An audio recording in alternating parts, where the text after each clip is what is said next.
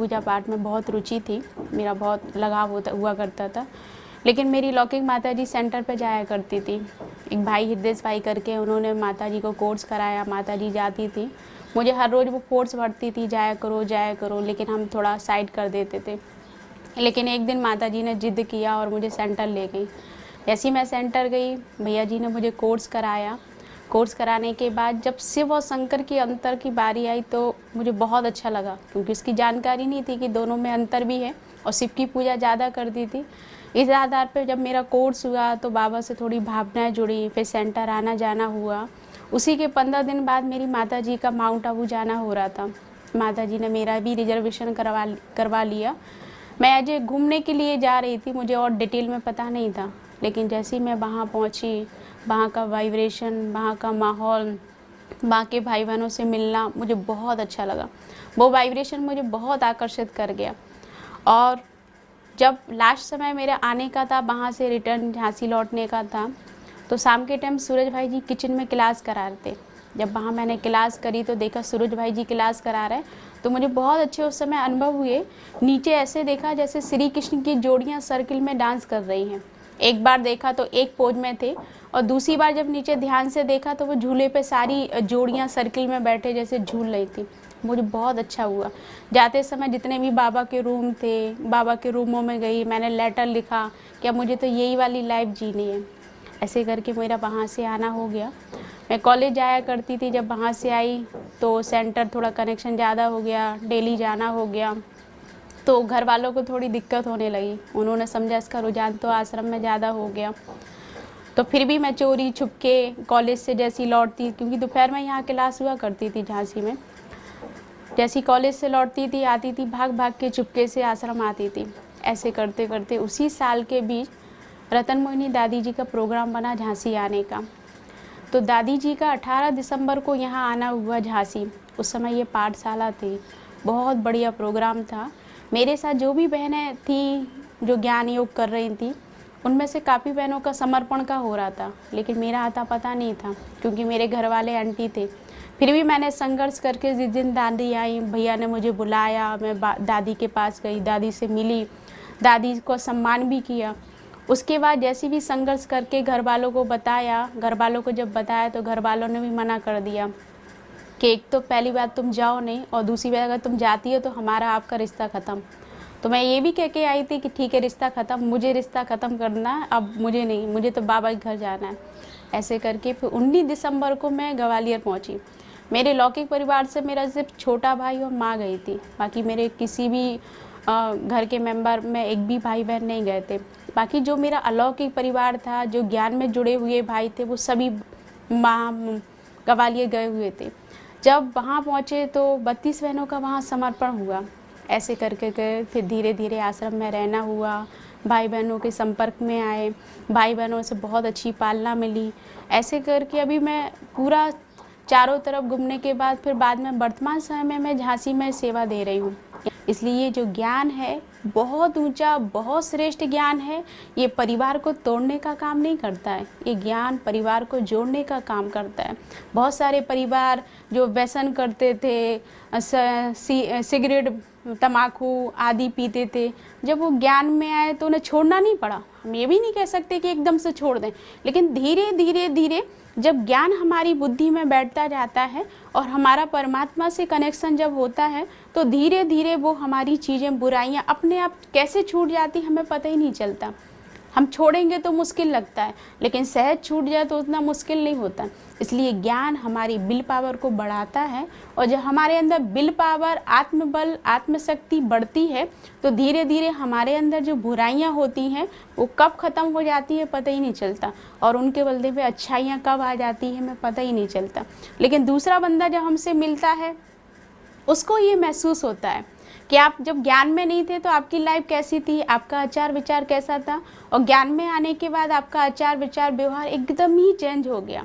तो ये ज्ञान में आने से ही हमारा लाइफ स्टाइल, हमारी सोचना, हमारा देखना, हमारा बोलना एकदम सरल और सहज हो जाता है। तो ऐसे करके मेरी लाइफ में चेंज आया।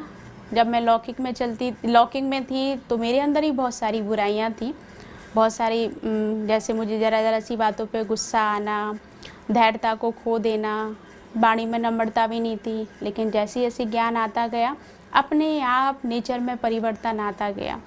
तो ऐसे इस ज्ञान ने मेरी लाइफ को भी परिवर्तन किया, और मेरी लाइफ के साथ साथ जो भी भाई बहन हैं, जो फैमिली से जुड़े हुए हैं, यहाँ जितने भी भाई बहन आते हैं, हर एक के जीवन में थोड़ा बहुत नहीं, बहुत ज़्यादा परिवर्तन आया। ऐसे करके जब जीवन में परिवर्तन आता है, सुकून मिलता है, तो उसका आकर्षण अपने आप ईश्वर की तरफ होता है। तो ऐसे मेरे लाइफ का अनुभव रहा।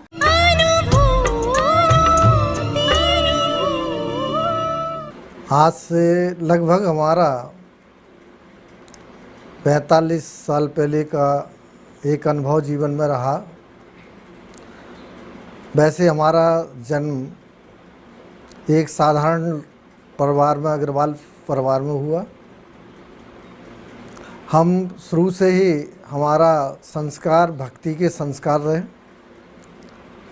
लेकिन हमने बहुत भक्ति की, लेकिन भक्ति के साथ साथ हमारे अंदर कई जैसे विकारी भावनाएं जिसको कहते हैं हम लोग, ये हमारे अंदर बहुत समावेश रहा हमारे जीवन में। एक समय की बात है जब हम रात में लगभग 8:30 बजे सुंदरकांड करके मंदिर से आ रहे थे।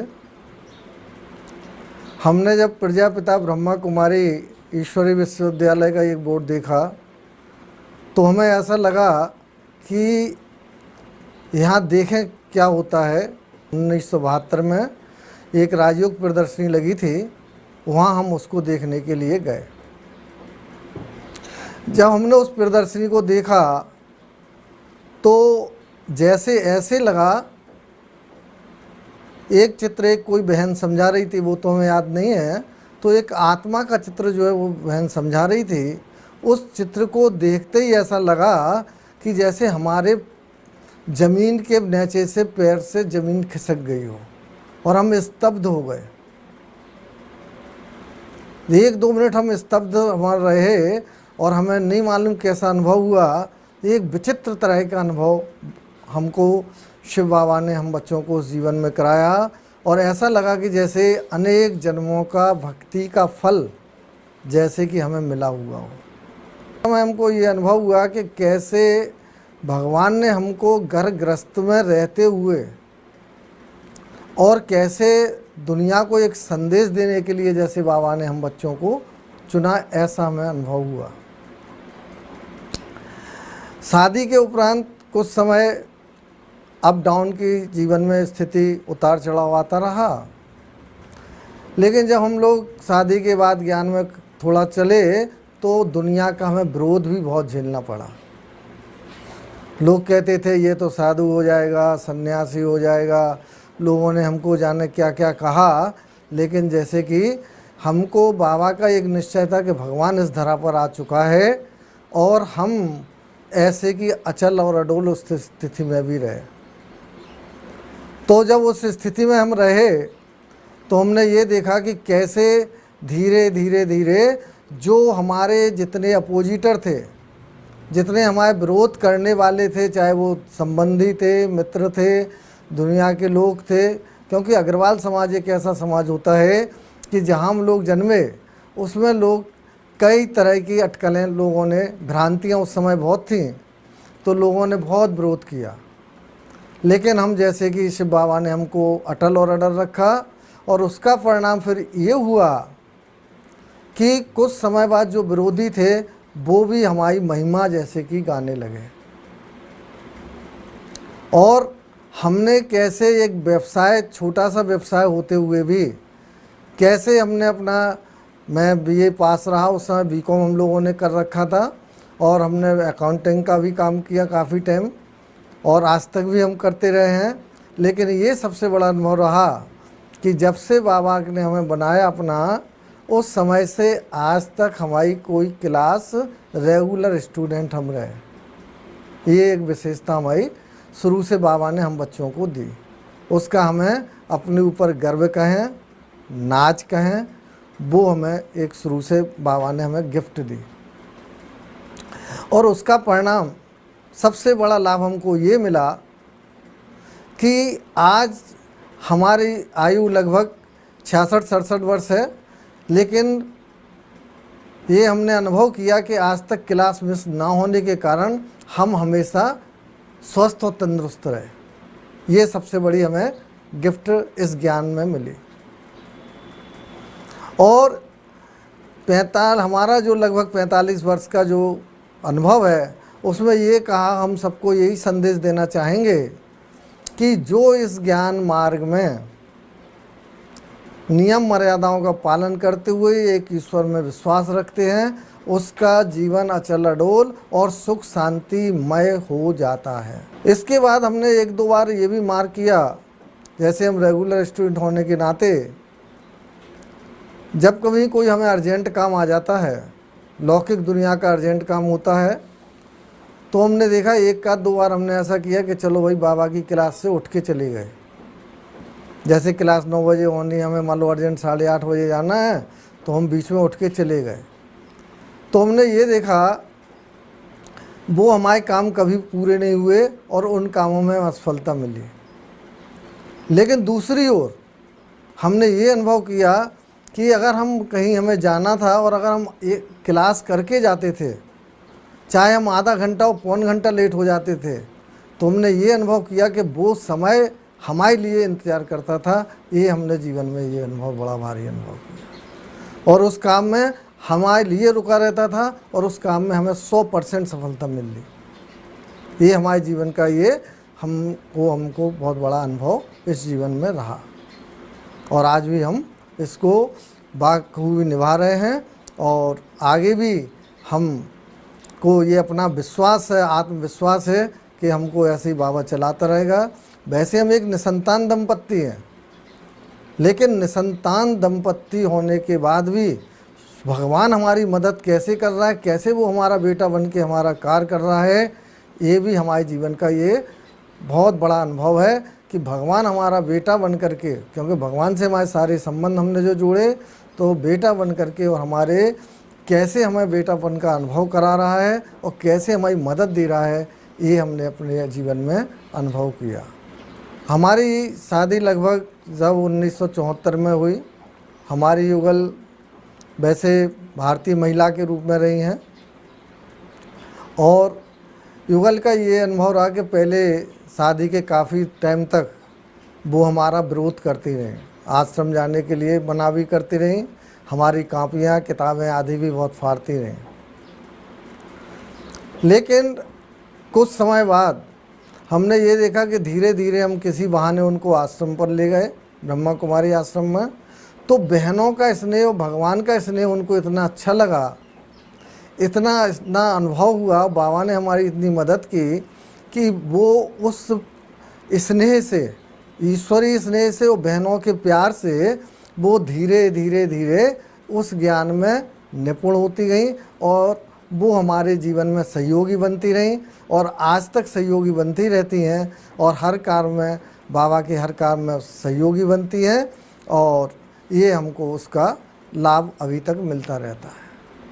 लौकिक दुनिया में रहते हुए कि जब लोग कैसे विरोध करते हैं कि पवित्रता के लिए दुनिया में जो कई मान्यताएं ब्रह्मा कुमारी के पीछे हैं कि वहाँ जाने से भाई बहन बन जाते, ऐसा होता है।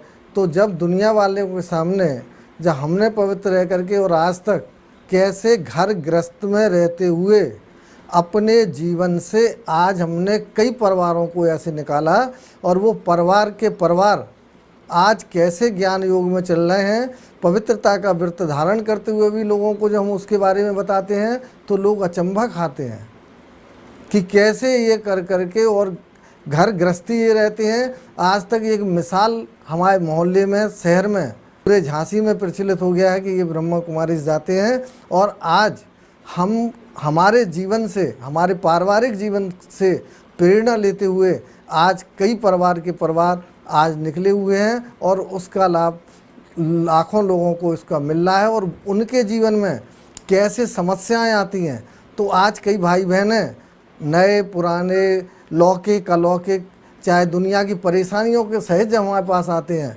कई रिलेटिव भी हमारे पास आते हैं अपनी समस्याएं लेके। तो हम जब उनको अपना अनुभव बताते हैं और उनको बताते कि भगवान कैसे मदद करता है हमारी, तो वो जब इनको इस ज्ञान को अपनाते हैं तो उनको जो लाभ होता है वो भी फिर बाद में आके सुनाते कि भाई साहब हमारा जीवन धन्य हो गया कि जो आपने हमको ऐसा मार्ग बताया कि जिससे हमारा जीवन और हमारे परिवार की जो समस्याएं थी वो कैसे हम लोगों को इतना लाभ हुआ, वो आकर के हम लोगों से आज भी लोग लाभ लेते हैं और उसका फ़ायदा लेते हैं। जैसे कि हमने देखा कि ज्ञान में आए हुए हमको लगभग 45 साल हुए, और जब हम अपने पुराने मकान में रहते थे उस समय से ही काफ़ी भाई बहन, जैसे हमने पहले बताया, कई भाई बहनें कुमार कुमारी भी, शादीशुदा भी, परिवार वाले भी कैसे अपनी समस्याएं लेकर के आते थे, और उस समय हम कैसे साइकिल से जाकर के और कैसे लोगों में घर घर जाकर के ज्ञान अमृत और ज्ञान बीणा बांटते थे उस समय। और जब हम लोग, जैसे एक अनुभव हम आपको सुनाते इस बात का कि हमारी जो विशेषता रही बाबा ने हम बच्चों को दी कि जो हम डेली क्लास करने जाते थे, चाहे बरसात हो, चाहे जाड़ा हो, चाहे गर्मी हो, और सुबह क्लास उस समय और जल्दी हुआ करती थी, 6 बजे लगभग हुआ करती थी, चाहे जाड़ा गर्मी बरसात होती थी, तो उस समय हमारे पास साधन भी नहीं थे इतने, तो साइकिल से हम लोग जब जाते थे उसको देख कर के कई माताएं आज तक भी जो अपने छते से देखती थी, उन्होंने जब बाद में ज्ञान में आई उन्होंने ये अनुभव किया, अनुभव बताया अपना कि ये भाई हमारे यहाँ से रोज़ निकलता था। हम जब झाड़ू लगा रहे थे, बर्तन मांज रहे होते तो देखते थे ये भाई टाइम से निकलता था, हम अपनी घड़ी मिला लेते थे। तो बोले हम जब देखते थे कि जब ये भाई कहाँ जाता, कैसे जाता, तो उनको जब बाद में पता लगा कि पास में एक ब्रह्मा कुमारी आश्रम है, ये भाई वहाँ जाता है।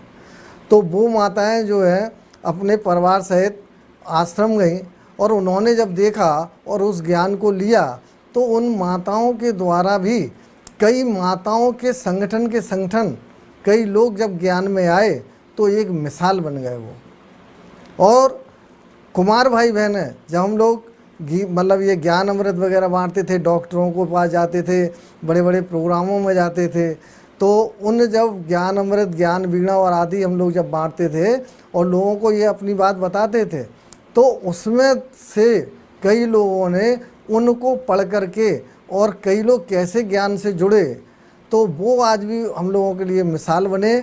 आज कितने कुमार कुमारी भाई बहन, तो ये हमारी बड़ाई नहीं, हम तो कहेंगे शिव बाबा की बड़ाई है। उस परमात्मा ने हम बच्चों को इतना लायक समझा कि उस अनुभव के द्वारा और कैसे आज अनेकों लोगों की सेवा बढ़ रही है, कैसे बाबा ने हम बच्चों को निमित्त बना करके और इस आत्मा को निमित्त बना के कैसे कैसे कार्य कराए, वो एक अतुलनीय है। उसका हम चाहते हुए भी मुख से इतना वर्णन नहीं कर सकते उस परमात्मा की, कि उस परमात्मा ने, हमने भक्ति में सुना तो था कि भगवान जो है कैसे कृपा करता है। ओम शांति। मेरा नाम बीके हृदय भाई है। मैं इस ज्ञान में बड़े अजीब ढंग से प्रवेश किया मैंने। जब मैं लौकिक घर में रहता था तो मेरे चाचा इस ज्ञान को फॉलो करते थे, उनको देखते थे।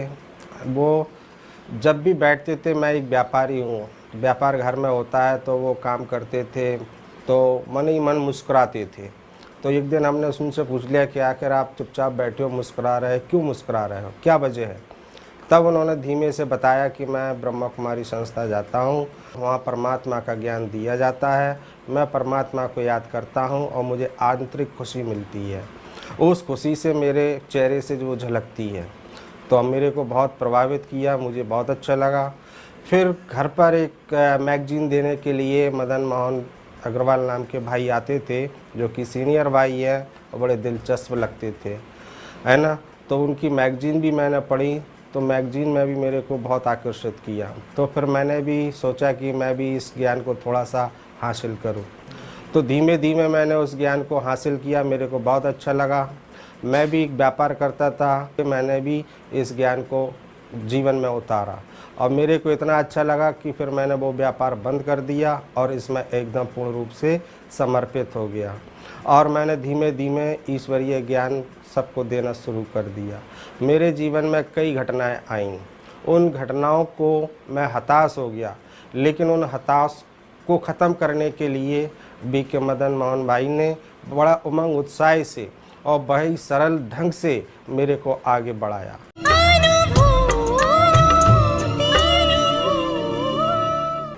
मेरा नाम दिनेश भाई है। मेरे लौकिक मामा जी हैं मदन मोहन अग्रवाल। मैं उनके घर जाता था तो मैं ये देखता था कि ब्रह्मा बाबा की ये तस्वीर लगी है, जो मैं नहीं जानता था ब्रह्मा बाबा कौन है। तो मैं उनसे पूछता था ये कौन है। बोले ये हमारे पिताजी हैं। तो मैं सोचता था इनके लौकिक पिताजी होंगे ये। तो मैं बहुत दिनों तक जाता रहा, मुझे पता नहीं चला। एक बार इन्होंने आश्रम पे ले गए मेरे को, तब मुझे पता चला ये फ़ोटो तो वहाँ भी लगी है। तो हमने पूछा ये आपके पिताजी की फ़ोटो इधर कैसे? तो बोले यही हमारे पिता हैं। तो हमें मदन भाई एक बार ज़बरदस्ती माउंट आबू ले गए, बोले चलो माउंट आबू घुमा के लाएं। मैं चला गया माउंट आबू में, एक दिन रुका। तो दूसरे दिन ये पांडव भवन ले गए। पांडव भवन में बाबा के कमरे में मैं गया तो मामा जी बोले कि ये आप इधर योग लगाओ। तो योग लगाने बैठा तो उसके 10 मिनट बाद मुझे कुछ ऐसा अनुभव प्रतीत हुआ, बिल्कुल रोशनी सी। तो मुझे नहीं समझा ये क्या हो रहा है। तो जब मैं बाबा के कमरे से निकला तो मैंने मामा जी से कहा एक रोशनी की किरण दिखी मेरे को। बोले यही तो साक्षात्कार है तुम्हारा। तो हमने कहा ठीक। फिर वो झांसी आए, झांसी पे सेंटर पे ले गए, मेन ब्रांच पर। तो मैं वहाँ गया, वहाँ मैंने अनुभव सुनाया तो मेरा उमंग सा और बढ़ा। फिर धीरे धीरे धीरे एक हृदय भाई हैं, हृदय भाई बोले मैं तुम्हारे घर के मकान में एक कमरा दो, उसमें बाबा का कमरा रूम खोलना चाहता हूँ, आश्रम बनाना चाहता हूँ। मैंने कहा ठीक है। तो ऐसे धीरे धीरे धीरे धीरे मेरा उमंग उत्साह बढ़ता गया। तो एक दिन मैं गाड़ी से जा रहा था तो उसमें मैं बाबा को याद करता हुआ जा रहा था और बाबा के गीत लगे हुए थे। तो अचानक क्या हुआ, बाबा के गीत सुनते सुनते गाड़ी का टायर फट गया और 3 टुकड़ों में बट गया। वो ऐसा फटा कि वो 3 टुकड़े उसके हो गए। तो गाड़ी कैसे रुक गई मुझे पता नहीं। गांव वालों ने कहा भाई साहब आपने गाड़ी कैसे रोकी? मैंने कहा मैंने नहीं, कहाँ रोकी है, मैं तो ब्रेक लगाने का समय ही नहीं मिला मुझे। तो बोले और जहाँ वो गाड़ी का टायर फटा था वहाँ ऊपर पेट्रोल टैंक था, उसमें इतनी चिंगारी निकली है, गांव वाले दहशत में आ गए, ये ज़रूर फटेगी गाड़ी। लेकिन हमें कुछ भी नहीं हुआ। फिर मैंने जो है गाड़ी का टायर बदला और वापस आ गया। फिर मैं ओरछा नहीं गया। एक बार और ऐसी ही घटना हो चुकी है। एक बार मैं गाड़ी से आ रहा था तो एक बीच में एक साइकिल वाला आ गया। तो साइकिल वाला आ गया, मैं भी उसी टाइम बाबा के गीत सुन रहा था। तो साइकिल वाला आके एकदम उड़ गया, उसके साइकिल के 3 टुकड़े हो गए। मैंने कहा बाबा आप क्या करें, बाबा क्या करें अभी? तो मैंने सीधा मदन भाई के यहाँ गया, मदन भाई को बताया ऐसी बात हो गई। तो मामा जी बोले घबराओ मत, बाबा से योग लगाओ। मैंने योग लगाया, मामा जी ने योग लगाया। सुबह देखा कुछ नहीं हुआ, जो जिसकी साइकिल टूटी थी उसको भी कुछ नहीं हुआ, सिर्फ साइकिल डैमेज हुई है, वो सुरक्षित था। तब मुझे एहसास हुआ नहीं बाबा मदद करता है।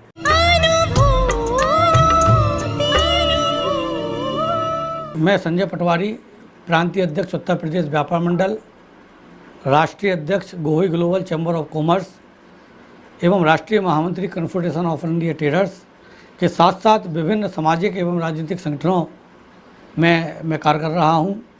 जहां तक सेवा भावना की बात है, अनवरत रूप से गरीबों के लिए, असहाय के लिए, विधवाओं के लिए, गरीब कन्याओं के लिए लगातार हम लोग काम करते रहते हैं। हम लोग अन्न बैंक, वस्त्र बैंक और पेड़ बैंक की स्थापना करके लगातार हम लोगों को ये संदेश देते हैं कि आप जनहित के कार्य में आएँ और आगे बढ़ें। हमारा जो जीवन है मात्र जन्म से लेकर मृत्यु तक हम अपने काम करें, अपने उद्देश्यों के लिए हमारा जीवन नहीं है। हमारा जीवन है परमार्थ के लिए। और एक ज्ञान हमें तब मिला जब हम ब्रह्म कुमारी ईश्वर विश्वविद्यालय से जुड़े, उनकी संस्था से जुड़े। सर्वप्रथम झांसी में मुझे आमंत्रित किया गया, झांसी के मुख्यालय हेडक्वार्टर में। वहाँ गए तो मुझे लगा कि वास्तविक ज्ञान जो आदमी को अपने जीवन के अंदर ज्ञान होना चाहिए, वो ज्ञान हमें ईश्वरी विश्वविद्यालय से मिला। और इसके पहले भी मैं माउंट आबू गया, लेकिन माउंट आबू हम गए सिर्फ घूमने के पर्पज़ से। और घूमने के पर्पज़ से जब हम गए और वहाँ के दृश्य देखे और देख के हम वापस आ गए।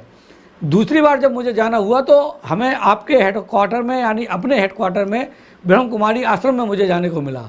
और जहाँ वहाँ के आचार विचार, वहाँ की सभ्यता, वहाँ का प्रेम, वहाँ के लोगों का व्यवहार से मुझे ऐसा लगा कि इस पृथ्वी पर अगर स्वर्ग नाम की कहीं कोई वस्तु है तो वो ब्रह्म कुमारी आश्रम माउंट आबू में है।